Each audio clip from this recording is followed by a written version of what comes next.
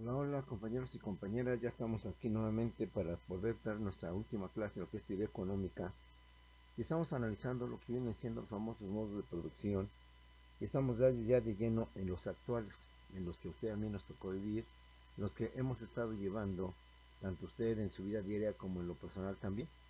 Claro, estos dos últimos modos de producción tuvieron su máximo desarrollo después de la Segunda Guerra Mundial, y ha habido un choque entre los mismos, y ha habido una división entre los mismos. Después de la Segunda Guerra Mundial se gesta otra guerra, no de carácter bélico o de carácter entre ejércitos, sino de carácter ideológico. Ya los países de Europa han sido vencidos, han sido derrotados y han quedado pues completamente arruinados, porque dos guerras sufrieron. La primera del 14 al 18, Primera Guerra Mundial, y la segunda del 39 al 45. Las entonces grandes potencias como Inglaterra, como lo fue Francia, como tal vez algunas lo fue España y Portugal, entre otras muchas, pues dos guerras los habían dejado completamente devastados, completamente destruidos, sobre todo que fueron muy seguidas una tras otra. Bajo esta perspectiva surgen dos nuevas potencias a nivel mundial, potencias que hasta la fecha se mantienen, aunque claro, con algunos cambios o con algunos tipos de transformaciones. Esas nuevas potencias que surgen y dominan el panorama mundial, por un lado son los Estados Unidos de Norteamérica, y por otro lado viene siendo la extinta hoy desaparecida Unión de Repúblicas Socialistas Soviéticas. Los países se yerguen con las nuevas potencias mundiales, con nuevos países que van a mandar y ordenar dentro de lo que viene siendo el mundo. Insisto, ya quedó atrás el poderío de Inglaterra, ya quedó atrás el poderío de Francia con Napoleón y con todo lo que venían siendo sus ejércitos. Quedó mucho atrás del siglo XVI, tanto España como lo que viene siendo Portugal con motivo del descubrimiento de América, entre otras muchas cosas. En pleno siglo XX aparecen dos nuevas potencias que son, reiteramos una vez más, los Estados Unidos de Norteamérica, los USA, en contra de lo que es la extinta y desaparecida URSS, Unión de Repúblicas Socialistas Soviéticas. La lucha se da, compañeros, porque estos dos países sostienen dos modos de producción que son antagónicos. Por un lado, Estados Unidos postula lo que es el capitalismo y desea que todos los países del mundo sigan justamente este modelo económico, un modelo capitalista. Por otro lado, compañeros, la URSS postula y sostiene como régimen económico lo que es el socialismo. El socialismo, como lo vamos a ver el día de hoy, es la contraparte, es lo opuesto, es lo contrario a lo que viene siendo el capitalismo. Esta lucha, vuelvo a repetir, fue ideológica. Sí, los que vivimos en aquella época, los años 60, o que aún seguimos vivitos y coleando, años 60, 70, se vio una crisis emocional, por así llamar, pues se temía que en cualquier momento cualquiera de estos dos países desatara la guerra, la cual sería la tercera y última guerra mundial, porque ya Estados Unidos tenía consigo la famosa bomba atómica que había aplicado a los japoneses con Hiroshima y Nagasaki en la Segunda Guerra Mundial. Y como hoy se sabe, hoy se dice, una tercera guerra mundial simplemente acabaría, terminaría con toda la humanidad, o al menos volveríamos a los tiempos del barbarismo, donde unos cuantos sobrevivirían y tendrían que regresar para poder levantar una nueva humanidad. De esta manera vamos a ver estos dos sistemas o modos de producción que a la fecha permean, permanecen en el mundo, obviamente uno más que el otro, y aunque el socialismo ya no es la contraparte o lo fuerte que fue alguna vez contra el capitalismo, aún todavía subsiste, todavía se maneja y todavía se aplica en algunos países, bajo sus principios o sus postulados, pero que en sí ya no representa eh, algo poderoso en contra del capitalismo, pero no por eso lo debemos descartar. Casi que después estos dos modos de producción que a la fecha permean, pues viene una tercera opción que se conoce originalmente como eso, como la tercera vía. Después de la tercera vía ya no ha venido otro modelo más que nos permite establecer pues, nuevas formas de producción, nuevas formas de producir, deshacer necesidades de lo que viene siendo el ser humano. Como que económicamente, en cuanto a corrientes económicas, en cuanto a pensamiento económico, nos hemos quedado estancados, nos hemos quedado hasta ahí como que no hemos querido o no hemos podido avanzar sobre lo que representa o lo que significa justamente un nuevo régimen, un nuevo modelo, un nuevo modo de producción innovador, novedoso, que venga a cambiar o que venga a transformar radicalmente a lo que viene siendo la sociedad. El socialismo ya mostró sus defectos, ya mostró que no era tan viable, o al menos como suponía que iba a ser. Insisto, el país que lo pregonaba, o más que el país, la potencia que lo pregonaba, la potencia que quiso implantarlo en todo el mundo, pues ya ahora simplemente es Rusia o Federación Rusa, que no por ello demeritamos y advertimos que haya perdido su poder, no, lo mantiene. Pero si comparamos la URSS de los años 60, 70 a Rusia de ahora, pues sí hay una enorme diferencia. Sigue teniendo el poderío Rusia, sigue teniendo el armamento, los ejércitos, pero recordemos que la URSS era la unión de varios países. De hecho, hoy muchos países que formaban o integraban lo que era la extinta URSS, hoy son países independientes. Ahí tenemos el caso de Georgia, tenemos el caso de Ucrania, tenemos de Azerbaiyán y otros países más que con motivo del fracaso del socialismo en los años 1981, entonces varios países decidieron romper esa unión, ese pacto de fusión y obtuvieron su propia independencia, su propia libertad.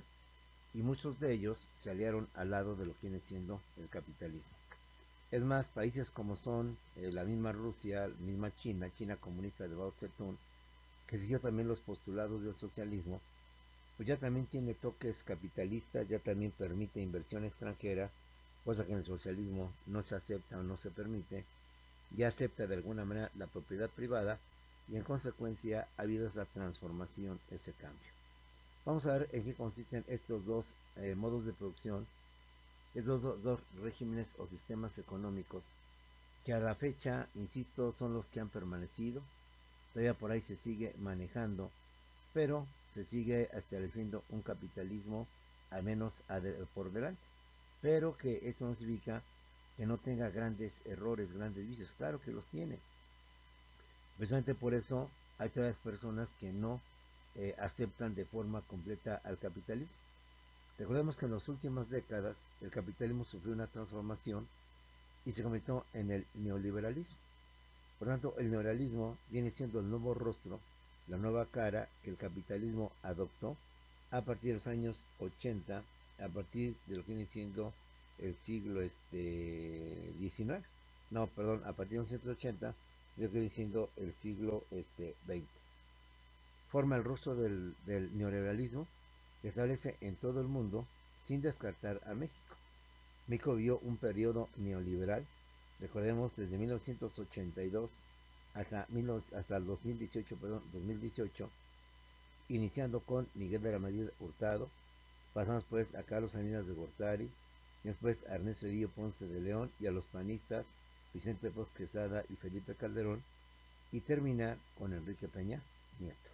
Entonces, como puedes ver, el capitalismo sigue vivo, sigue todavía ahí mostrando su fortaleza, se ha modificado, ha querido cambiar de rostro, llamado neoliberalismo, llamado nuestro país neoporfirismo o tecnócratas, pero en esencia, sigue manteniendo los postulados de este modo de producción.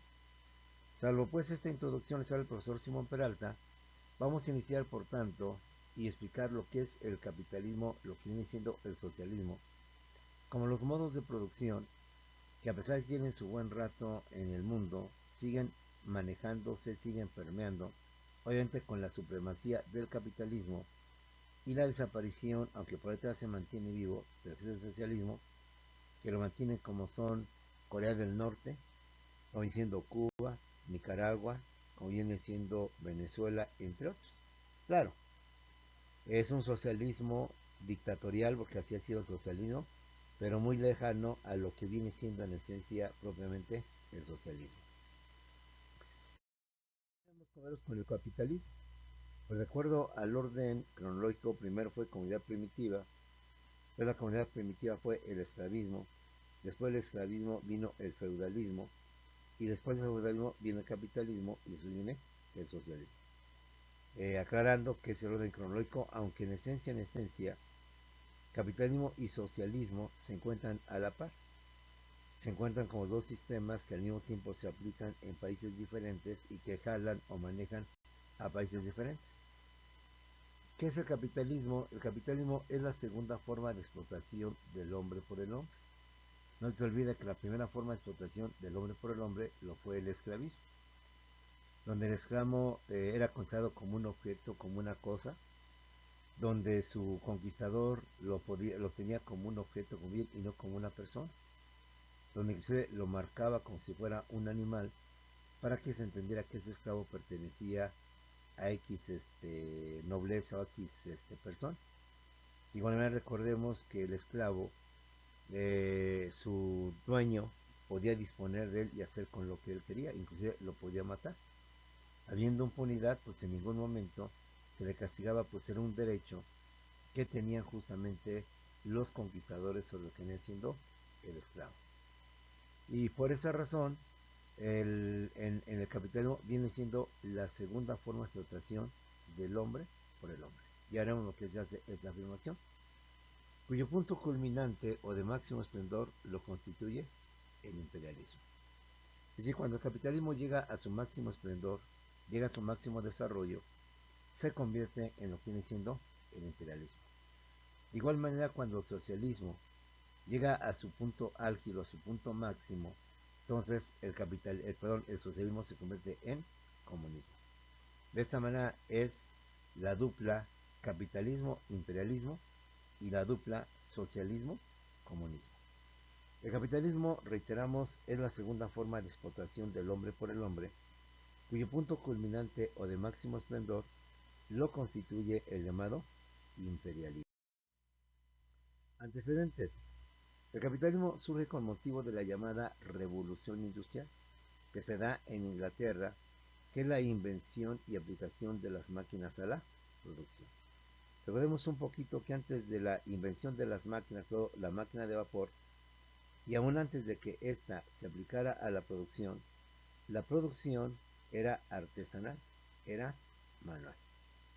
Es decir, los artesanos producían un par de zapatos, pantalones, camisas de uno en uno. Como era un trabajo a mano y por muy habilidosos que fueran, pues comprenderás que no nos comparamos a la máquina y por tanto, pues llevaba a cabo lo que venía siendo esas personas, pues producción, no sé, 3, 4 camisas, quizás 6 camisas al día, y eso sería mucho. Un par de zapatos quizás a la semana o cosas por el estilo. ¿Por qué? Porque pues el trabajo humano, aunque es más meticuloso y se supone que es de mejor calidad, pues sí es un poco más tardado por todo lo que implica el cortar, el coser y no sé cuántas cosas más. La versión industrial, una vez que se inventa la máquina de vapor, entonces esta máquina de vapor se aplica a lo que es la producción. Con el de la producción hecha por la mecánica o la mecánica llevando a cabo la producción, entonces se producen grandes cantidades, grandes volúmenes, hay exceso de mercancía y por tanto hay grandes ganancias para lo que vienen siendo los burgueses o lo que vienen siendo los famosos ricos o los capitalistas. El capitalismo surge con motivo de la llamada Revolución Industrial que se dio en Inglaterra y que la revolución industrial no es sino más que la invención y la aplicación de las máquinas a lo que viene siendo. ¿Cuáles fueron las consecuencias de esta revolución industrial? En primer lugar, aparecen o se crean las famosas industrias o fábricas, así como también aparecen las ciudades o burgos, y con ello el abandono del campo o la agricultura como principal actividad productiva. Recordemos que antes del capitalismo existe el feudalismo. El feudalismo, recordemos, se caracteriza por la existencia del señor feudal, el feudo y el siervo. Y el señor feudal es el dueño de grandes extensiones de tierra llamadas feudos, que por sí solo él no podía sembrar y cosechar, sino que aprovechando que el esclavo ha quedado libre pero ahora se convierte en un siervo, se ve obligado a tener que trabajar la tierra del señor feudal a cambio el señor feudal le permita dentro de sus grandes extensiones de tierra poder vivir con su familia y además proteger. De esta manera, como puedes ver, se da un apoyo interesado por las partes. Yo, señor feudal, te cedo una parte o te permito que uses una parte de mis grandes extensiones para que hagas tu casa con tu familia. Pero estás obligado a trabajarme mis parcelas, mi siembra, mi cosecha, y de esa manera, pues tener la mano de obra pues barata, para que de esa manera el siervo me la esté trabajando, ¿sí? Con motivo de esto surgen las fábricas, surgen las industrias, es obvio pensar. Si la máquina la aplicamos a la industria para que ésta empiece a producir a mayor volumen, a mayores cantidades, eso entonces necesitan crear lo que se conoce ahora como las fábricas, como las industrias. Y con ello, dado que ahí se hace una fábrica, una industria, pues la gente empieza a vivir cerca de ese lugar. Y entonces empiezan a crecer y aparecer las ciudades o también llamados burgos. Y como ahora la principal actividad productiva ya no es la agricultura, el campo, sino es la industria, la producción, entonces la gente empieza a dejar el campo, los campesinos, y entonces se empiezan a convertir en lo que viene siendo una nueva clase social, que vienen siendo los trabajadores. De igual manera se da el surgimiento de dos nuevas clases sociales antagónicas, con intereses opuestos. Por un lado aparecen los patrones y por otro lado aparecen los trabajadores. Hasta antes de lo que venían siendo el capitalismo, recordemos, no existían estas clases sociales llamado patrón y llamado trabajador.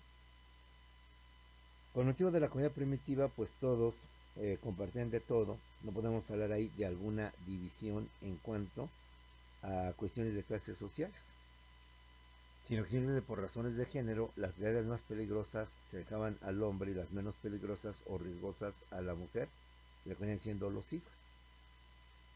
Ya para el esclavismo, ahí aparecen dos clases antagónicas.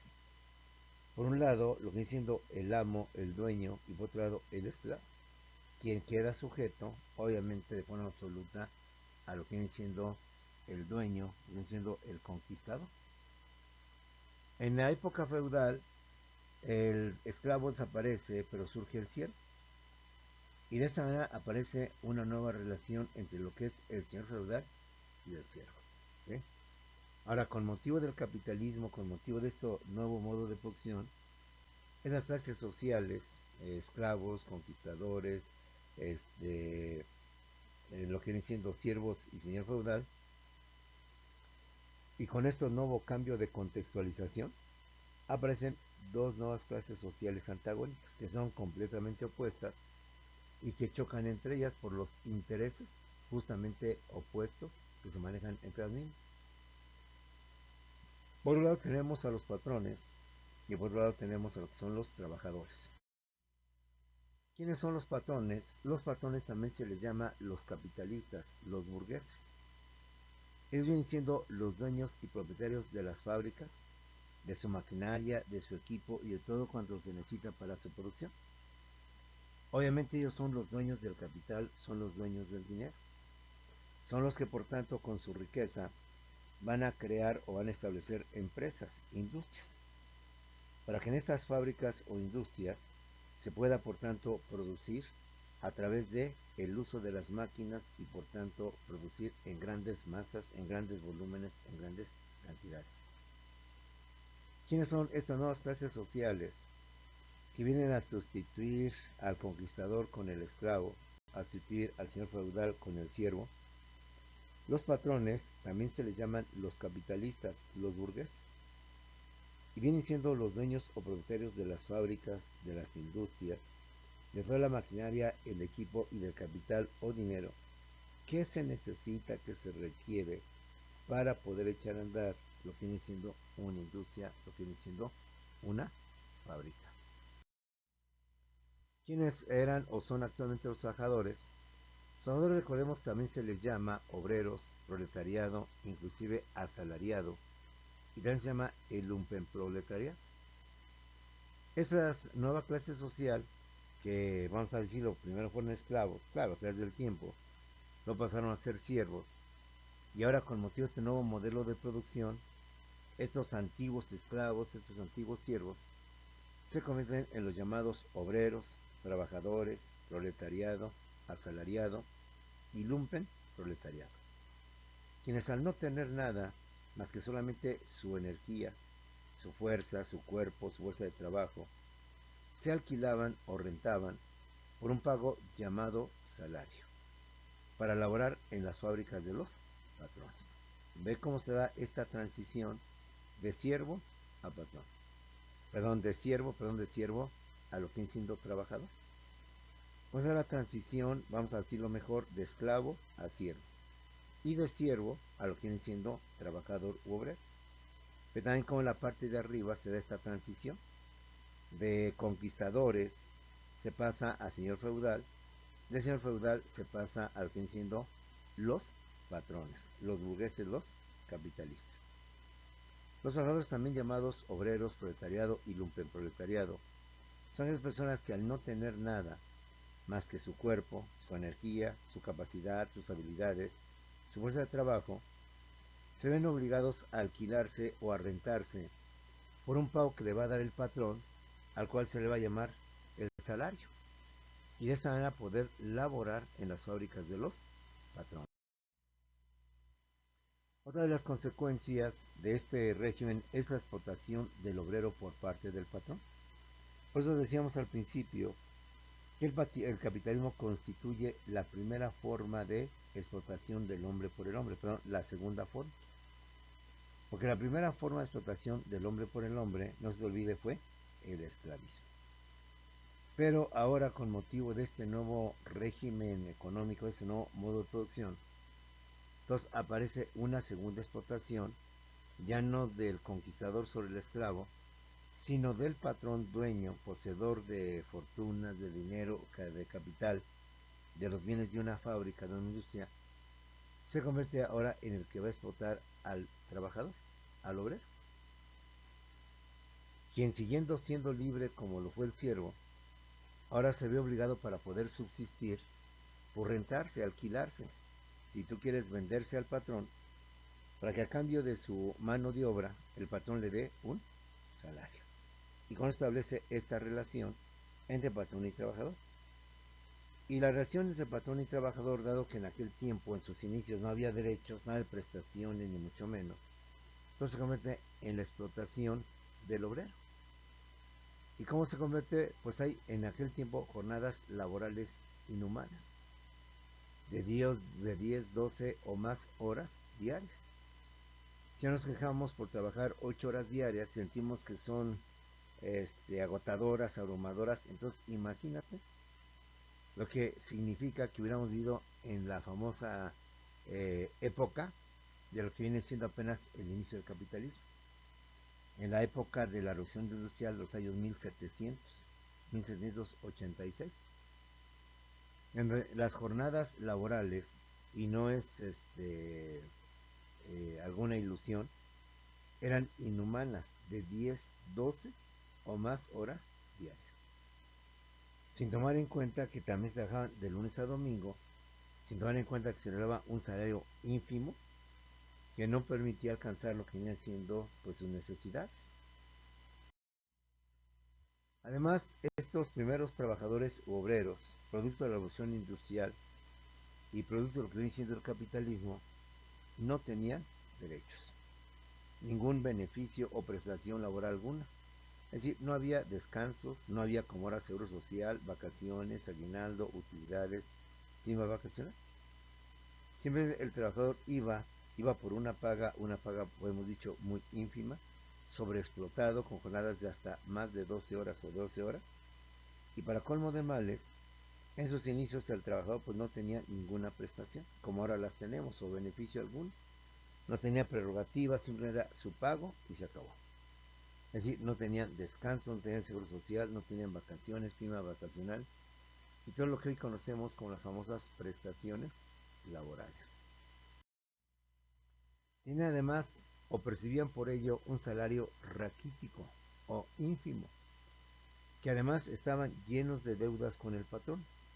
Sabemos que el patrón astutamente, mañosamente y dolosamente ponía su famosa tienda de raya para que el obrero de alguna manera tuviera que tener que pedir financiamiento al patrón, porque la tienda era del patrón. Y con el tiempo, pues estas deudas se hacían impagables y en consecuencia tenían muchas deudas con lo que viene siendo el patrón. Principios o postulados del capitalismo.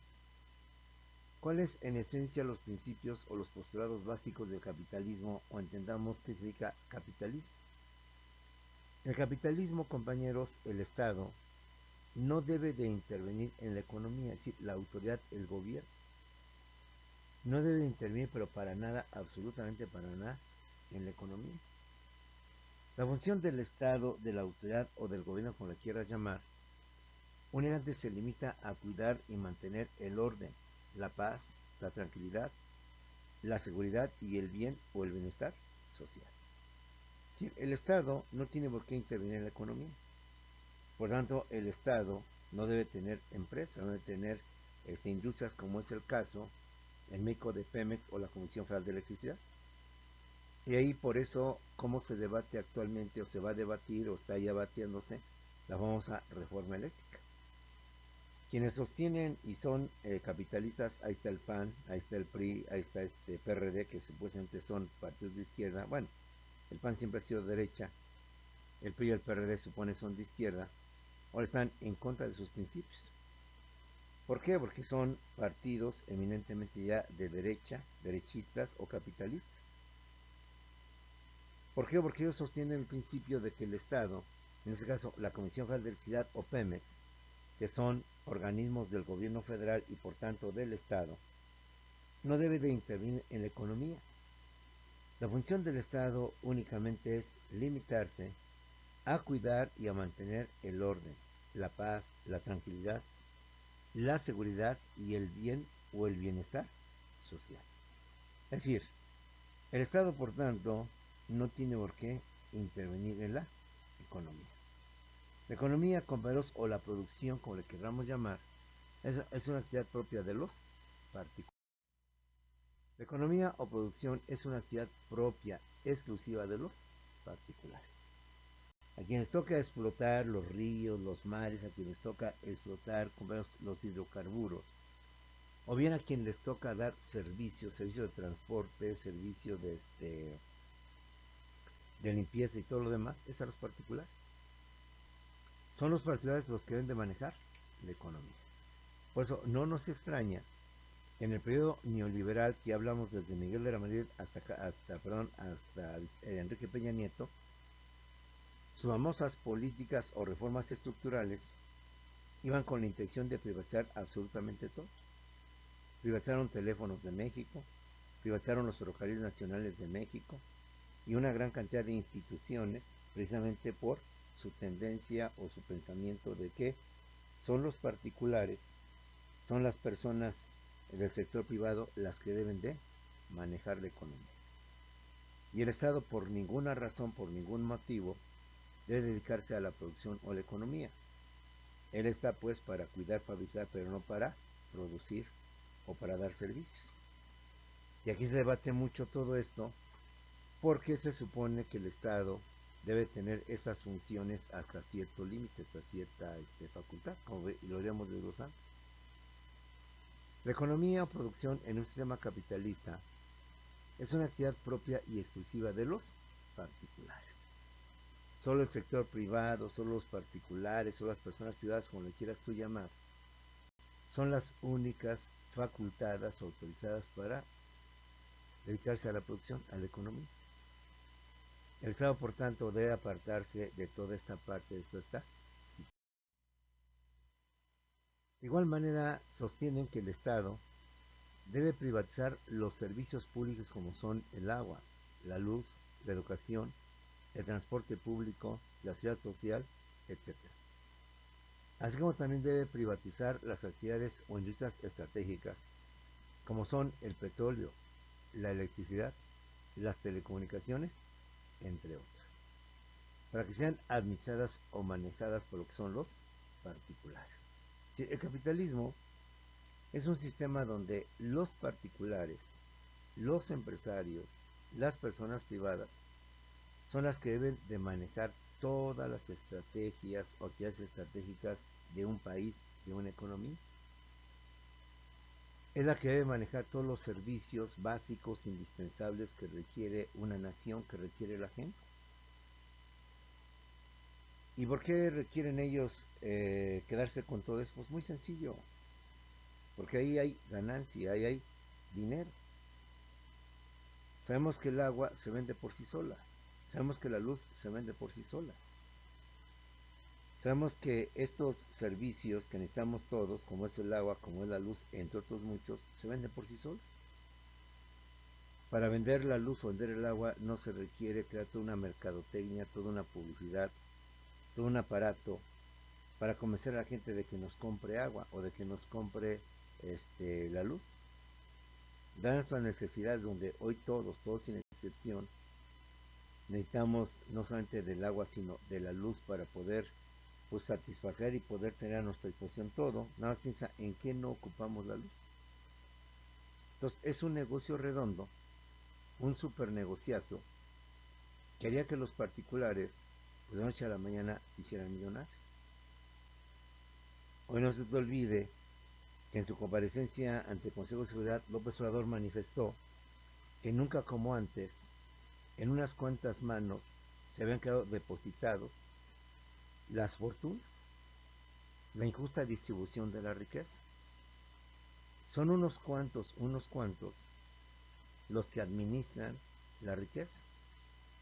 En México tenemos a Carlos Slim, a nivel mundial tenemos a Bill Gates, tenemos al de Walmart, tenemos al de Amazon, que amasan o han amasado fortunas. ¿Ahora por qué? Porque se les han dejado que manejen actividades estratégicas. No es tanto porque sean muy buenos administradores, claro, bueno, tampoco los demeritamos.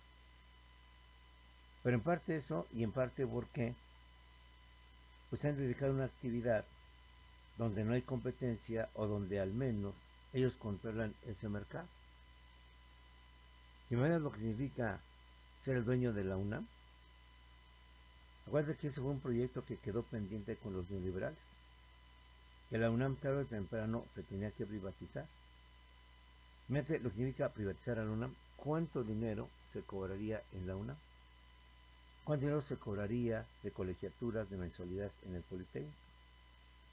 Y la gente que se encargara de administrar esas instituciones con 9 preparatorias, con 5 CCHs, con ciudad universitaria, con más de 100 carreras profesionales, con estadio olímpico, el estadio de CU, no sé cuántas ventajas más.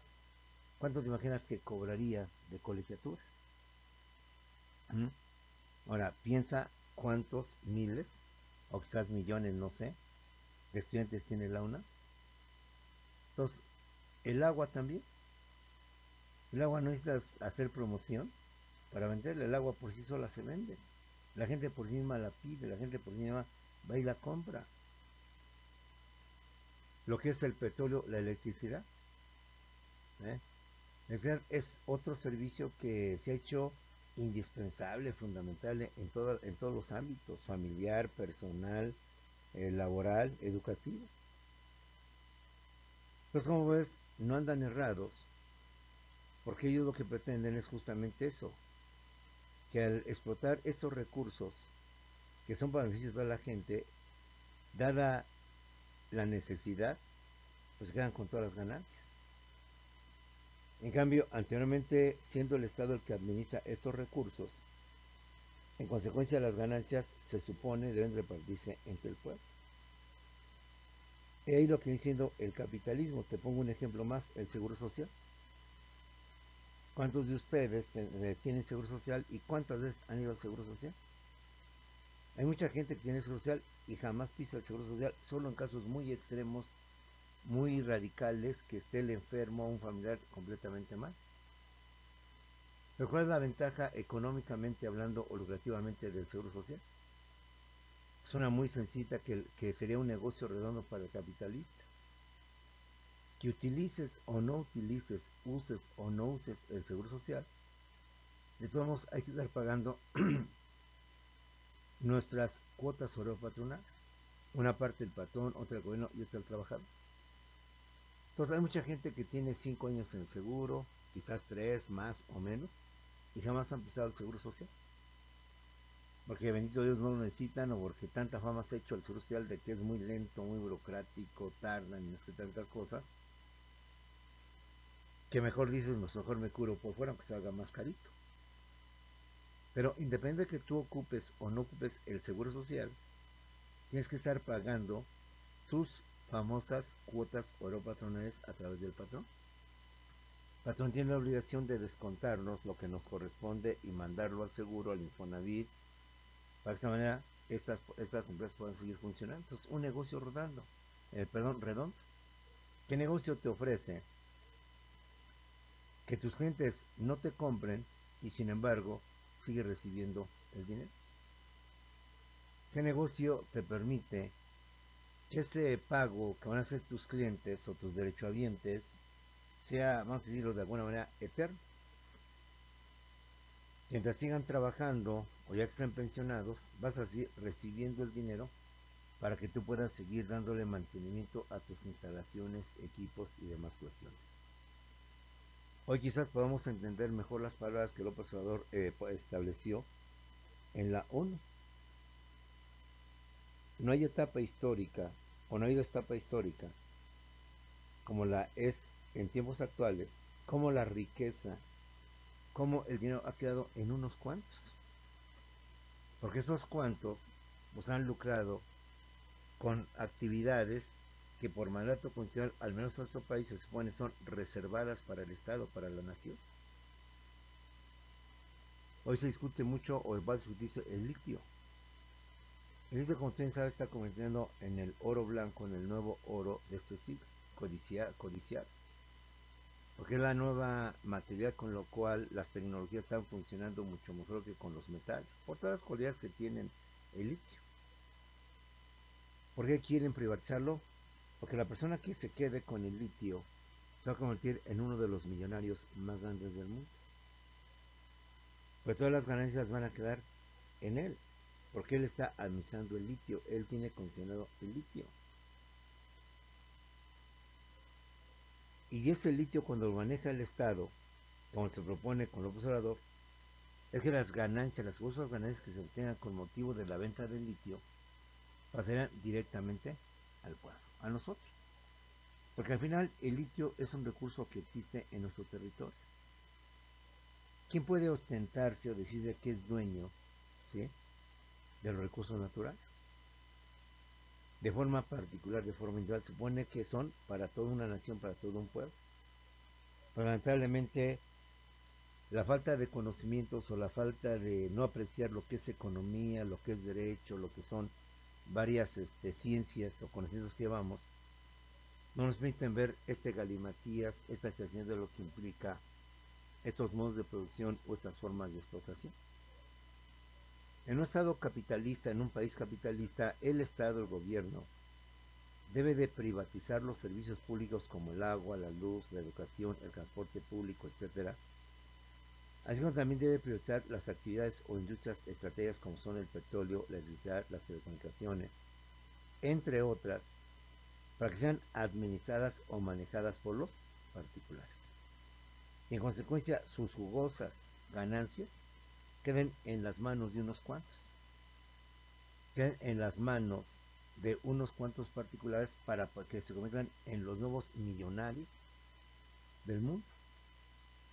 Porque ellos, al explotar ese bien, llámese petróleo, llámese litio, sus ganancias son para ellos y para nadie más.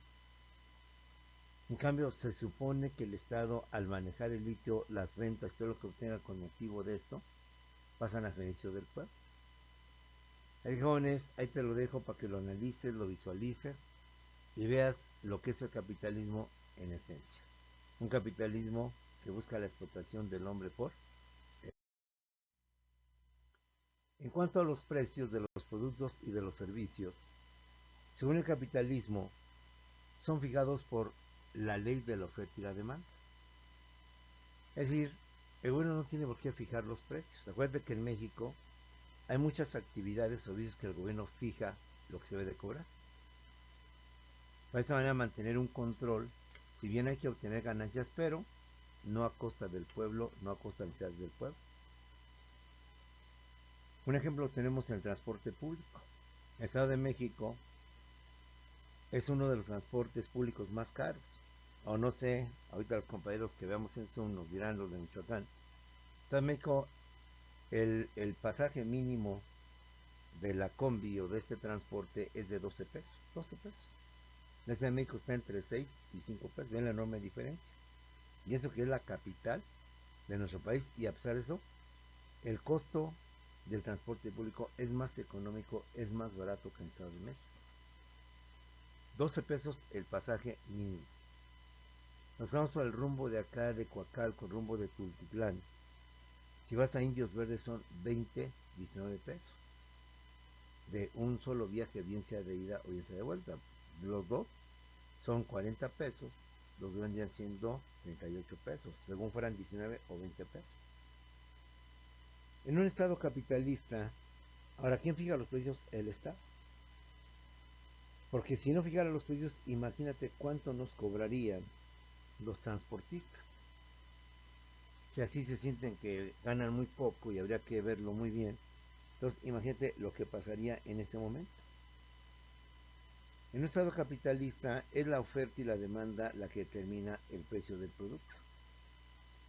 Ejemplo, si alguien produce leche y vamos a pensar que el litro está en 15 pesos, se compra.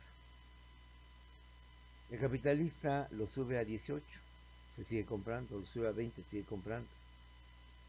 Lo sube a 22 y se da cuenta que ya no se vende lo mismo, empezó a bajar un poco la venta. Lo sube a 30 pesos y se vende menos. Es decir, hay mucha producción, pero hay poca demanda, hay poca venta. Entonces, ¿qué es lo que hace el capitalista? Pues tiene que ir bajando el precio de tal manera que vuelva a venderse el producto. Y si lo baja a 25 y sigue vendiendo y lo baja a 22 y sube sus ventas y lo baja a 15 y sube sus ventas, entonces como puedes ver, la ley de la oferta y la demanda determina el precio. Si hay escasez de gasolina, tú bien sabes que la gente pagaría el doble, el triple con tal de tener gasolina para poderse mover. Entonces, es la demanda la que va a determinar cuánto voy a cobrar por ese producto y ese servicio. Si hay escasez de producto, llámese aceite, llámese huevo, llámese harina, llámese sal, ¿qué va a pasar? Que hay mucha demanda y hay muy poca oferta. Que hay mucha gente que quiere sus productos y que sin embargo no hay mucha producción. Por tanto, cuando el producto salga, dado que todos lo quieren, va a hacer que el producto suba de precio. Estaba en 30, suba a 40. Y con la gente está necesitada de ese producto, lo va a comprar, no va a estar ahí midiendo si está muy caro. Pero si saturamos el mercado del aceite, tenemos aceite a más no poder, y en consecuencia no se vende como debe de venderse, está saturando la bodega, ¿qué hace el patrón?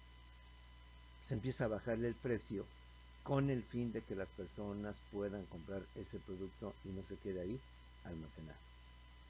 Es así como en el mundo capitalista se mueven los precios, a través de la ley de la oferta y la demanda, y no porque el Estado los impone. De igual manera, el capitalismo se mantiene el respeto y mantenimiento de la propiedad privada y de los medios de producción. Si tú eres dueño de una empresa, eres dueño y se respeta. Tú es tu propiedad privada y nadie se mete contigo y nadie te va a molestar.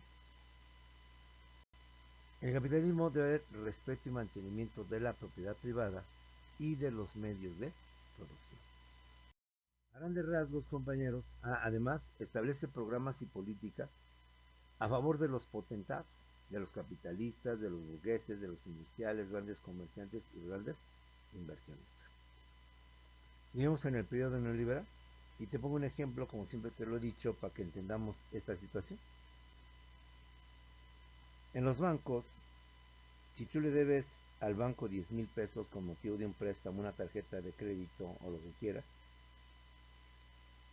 y al banco haciendo un gran ahorro le abonas 5,000 pesos, de acuerdo con las matemáticas, si debo 10,000 y abono 5,000, mis saldos son 5,000. Así de fácil.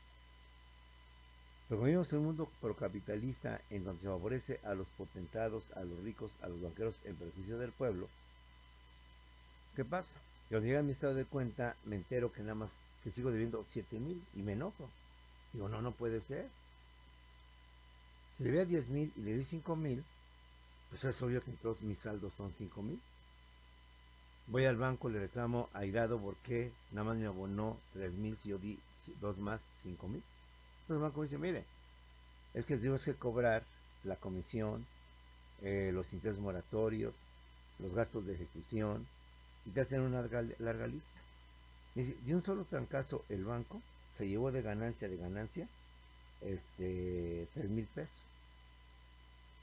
Y a mí me abonó de esos 10,000 solamente 7,000. Así, esas son las políticas capitalistas a favor de unos cuantos, a favor de los potentados.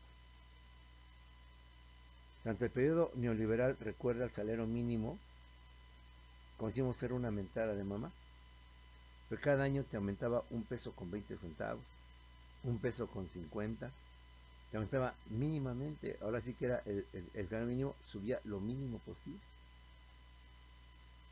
Ahorita con López Obrador estaba en 70 y subió a más de 100, a 120. Entonces ve la nueva diferencia de 70 y tantos a 120.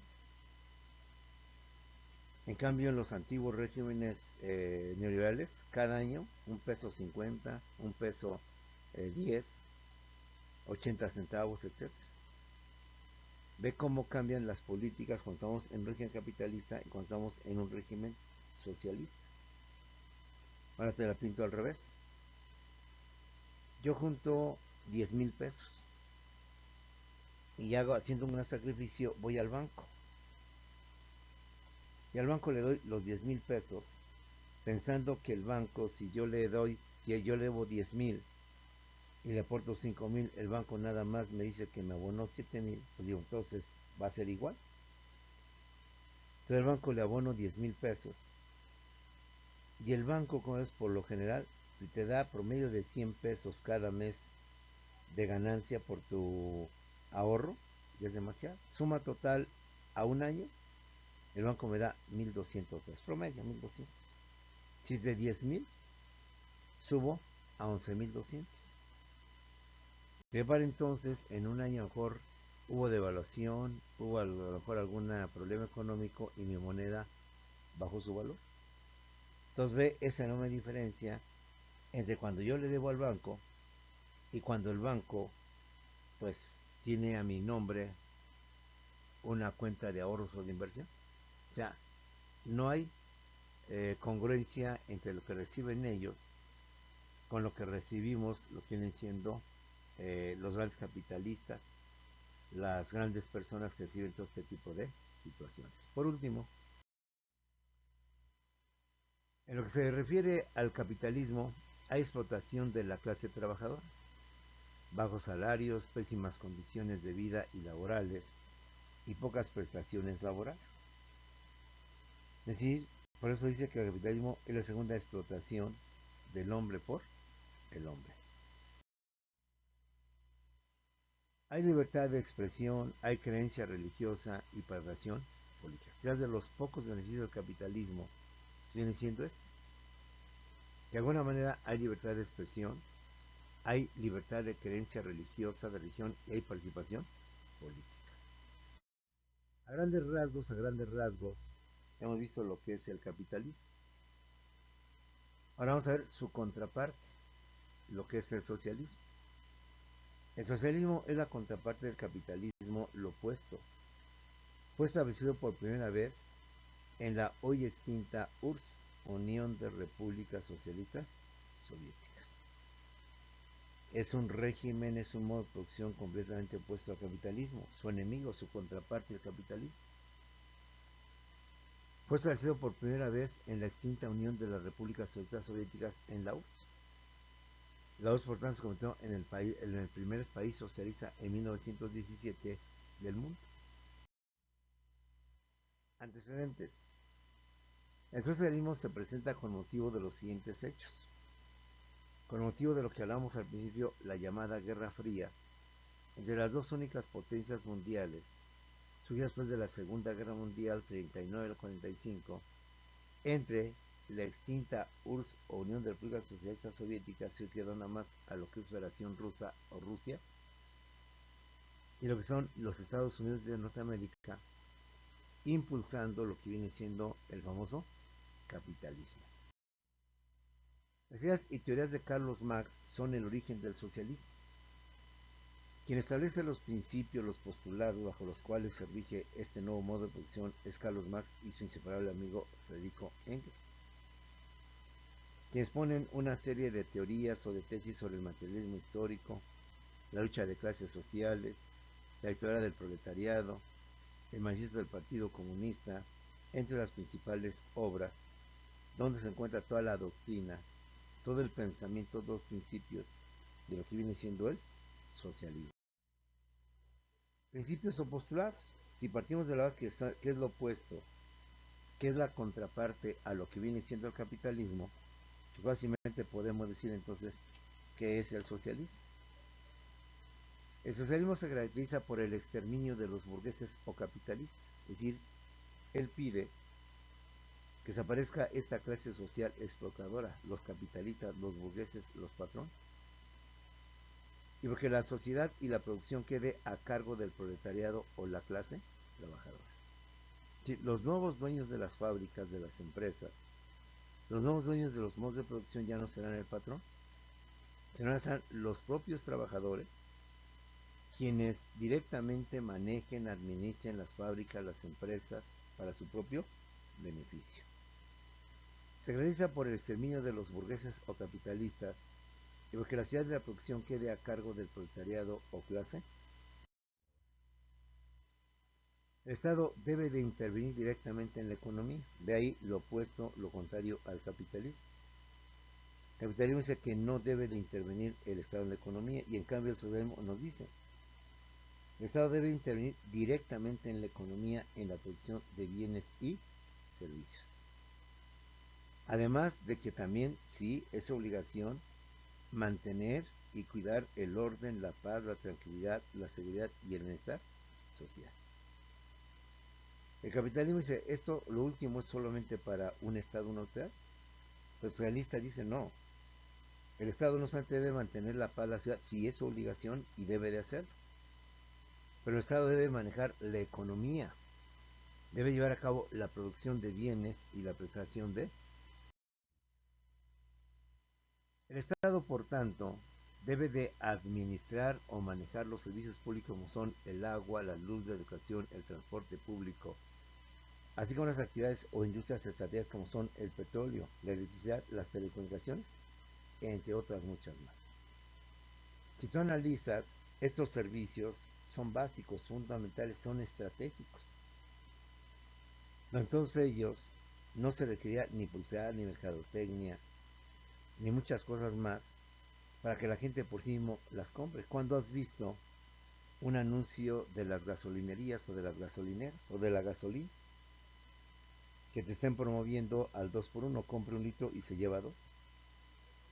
Que estén promoviendo ofertas en la gasolina, en la televisión o en los programas. Por el día de hoy, por únicamente el día de hoy, la gasolina que está en promedio de 20 pesos, un ejemplo, hoy usted llévela en nuestras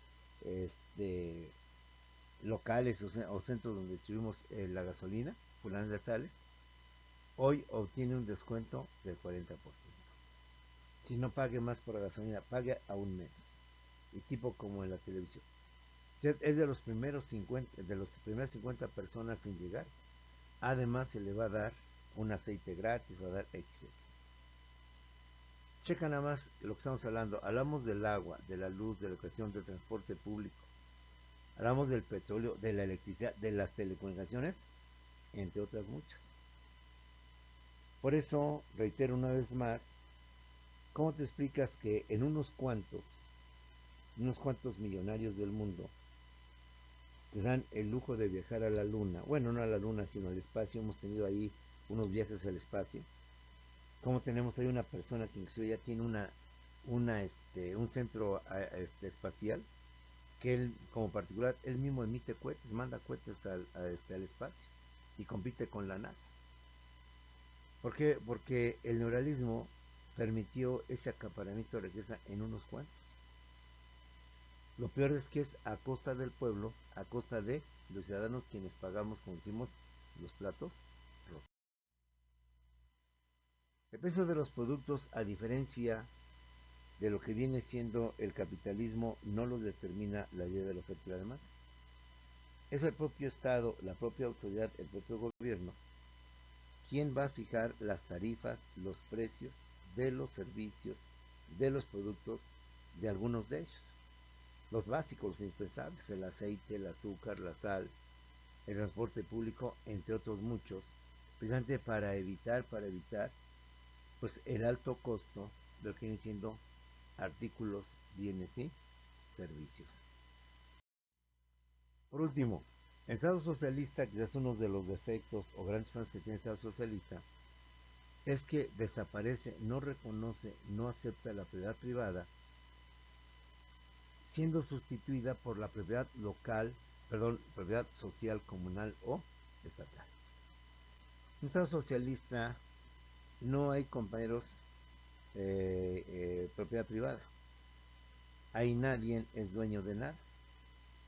Ahí lo que prevalece es la propiedad social, la propiedad comunal o estatal, donde por tanto el Estado es el legítimo dueño y propietario de cuantos bienes existan en ese país. Fábricas, empresas, industrias, etcétera, son y pertenecen, lo que viene siendo, al Estado como una propiedad comunal, como una propiedad estatal y no como una propiedad privada. Por eso la etapa máxima del socialismo es el comunismo. Comunismo deriva de comunidad primitiva, porque el comunismo es regresar a la comunidad primitiva no en el sentido de barbarie, no en el sentido de salvajismo, sino en el sentido de que en la comunidad primitiva, como lo vimos, pues todos trabajaban para todos y todos producían para todos.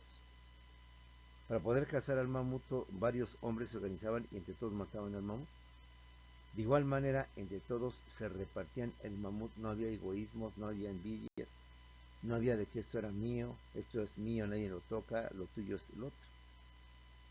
Entonces, comunismo de comunidad primitiva significa hacer un país donde no haya propiedad privada, sino que todos seamos dueños de todo y todos por tanto podamos resolver las situaciones que se presentan. Pues con esto, compañeros, terminamos lo que viene siendo teoría económica, los modos de producción son el capitalismo y el socialismo. Nos doy unos cuantos segundos para ver lo de Zoom, para comentar lo del examen, lo de la clase, lo de los siguientes temas, quizás de otra materia, y estamos pues en contacto. Los dejo, nos vemos en unos cuantos segundos en Zoom.